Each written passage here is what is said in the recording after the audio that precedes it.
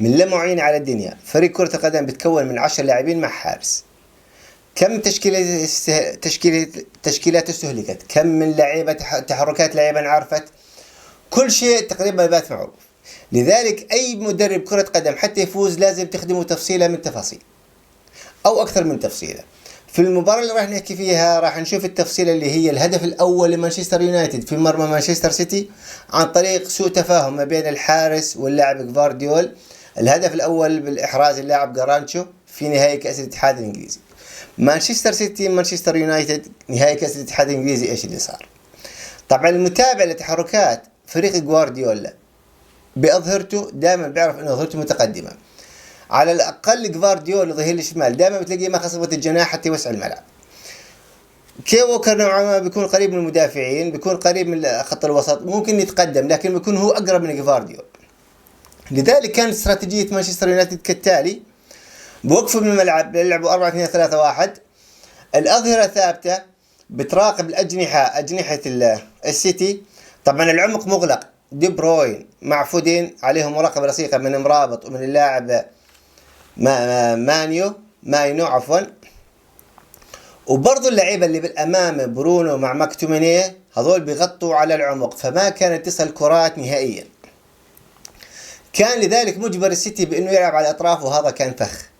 كانت الكرة لما يستخلصها لمانشستر يونايتد بتلاقي حتى في كم تمرير لبرونو هو بيلعبها بظهره وهو مش شايف، بيلعبها راشفورد على الجهة اليسرى، حتى لما كان راشفورد موجود لكن هو عارف انه في مساحة وما في تغطية وراشفورد سريع. فهاي الجملة كانوا متدربين عليها اللي هي تمرير عكسية لأي جناح من الأجنحة. طبعا اللي صار بأنه مانشستر سيتي كان في عنده ظهيرين، كان في عنده قلبين دفاع، امامهم محورين بيلعب معهم مرات سيلفا، مرات دي بروين، مرات وودين، مرات كي ووكر بيلعب. فبتلاقي انت في خمس لاعبين بيحاولوا انهم يبدأوا الهجمة مع 5 لاعبين مراقبين من خلال مانشستر يونايتد. لذلك السيتي وجد صعوبة كبيرة بانه يخترق دفاعات اليونايتد. نيجي على الهدف الأول كونه إحنا بنعرف طريقة السيتي في اللعب بأنه هو دائما متقدم. في الحارس الغريب بالموضوع أنه الحارس السيتي أبسط مهمة عنده بيطلبها غوارديولا أنه دائما يغطي على المساحة هاي، دائما بتلاقيه متقدم. فبصراحة بشوف شيء غريب أنه يدخل بالسيتي هدف بالطريقة هاي، ولو أني بصراحة بحط الحق على الحارس لأنه هو شايف الكرة، هو طالع برا 18 بده يطلع والطابة عالية مش راح يقدر يمسكها بإيده. فالأفضل كان هو أنه يستنى لأنه شاف غوارديولا قريب من اللاعب. لكن احرز الهدف الأول 1-0 بالنسبة لمانشستر يونايتد، عزز فرصه بالنجاح بشكل كبير لأنه حاليا فوق ما هو منتظر راح السيتي ينجبر إنه يفتح دفاعه أكثر وأكثر.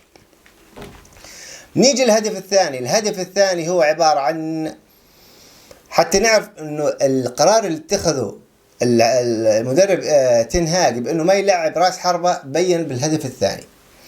يعني مكان برونو لو كان موجود هايلاند أول شيء راح يسوي إنه راح يسدد، راح يشوت. طبعا ممكن تيجي هدف، لكن فرص تسجيل الهدف بالنسبة للتمريرة من برونو أفضل، لأنه كان مقابل اللاعب مانيو كان قريب للمرمى، يعني فرصة تسجيل الهدف له أكثر. فلذلك التمريرة كانت سحرية وفرصة تسجيل الهدف كانت أكثر.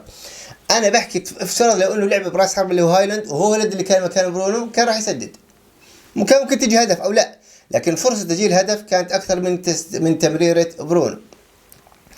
طبعا زي ما حكينا السيتي يواجه صعوبة كثيرة إنه يصل لمرمى اليونايتد. المثير بالموضوع النجاعة الهجومية لليونايتد، من 5 هجمات 3 تسديدات على المرمى منهم هدفين. تصور 5 تسديدات 3 على المرمى منهم هدفين. شوف النجاعة كيف ساهمت بأنه اليونايتد يطلع من الشوط الأول متقدم 2-0. خلينا نشوف الشوط الثاني ايش صار معنا. الشوط الثاني بدأ التبديلات، دخل أكنجي مكان أكي ودخل دوكو مكان اللاعب كوفازيتش.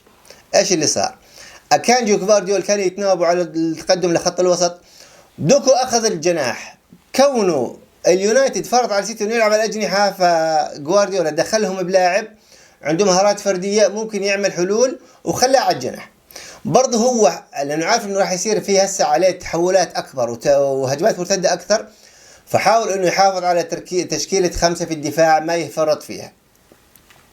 فلذلك دوكو هو اخذ، شفنا انه دوكو كان عنده حلول كثير، كان يحاول. من اللاعبين اللي كانوا يحاولوا كمان كان سيلفا كثير كان نشط وكان يتحرك وكان يحاول يبدأ من الأسفل ويدخل ويعمل تحولات، لكن بصراحة اليونايتد كان واقف مليح. الدقيقة 56 كان دخول الفاريز مكان دي بروين.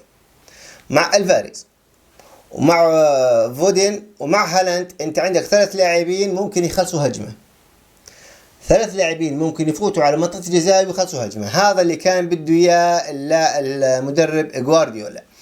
طبعا انت حتى تعرف قديش اليونايتد كان مرتاح، المدرب تنهاج عمل اول تبديل له بالدقيقة 72 وكان تبديل اضطراري. اللاعب مارتينيز المدافع اتعرض لإصابة فطلع ودخل بداله ايفنز، ومن خلال التبديلات دخل هويلاند مكان راشفورد. طبعا واضح انه هويلاند دخل حتى يشغل المدافعين اكثر، لانه داخل بنشاط وحتى يستغل المساحات وحتى يقاطع المدافعين بشكل اكبر يمنعهم انهم يتقدموا او ياخذوا راحتهم بالهجمه.